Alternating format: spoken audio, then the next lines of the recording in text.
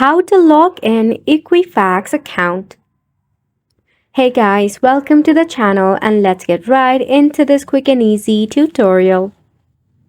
To log in into your Equifax account, firstly you can launch a preferred browser in your device.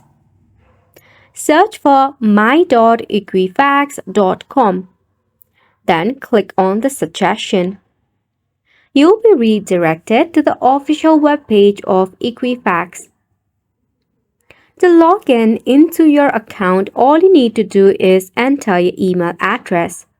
Then, click on the password box to enter the password of your account and tap on the Sign In to My Equifax.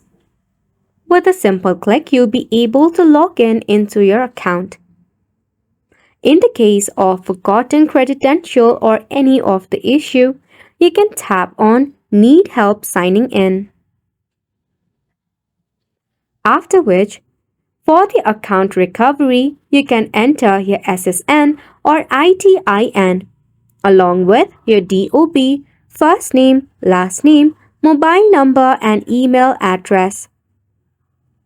Once the identification is verified, you'll be able to log in into your account as well as create a new password for it.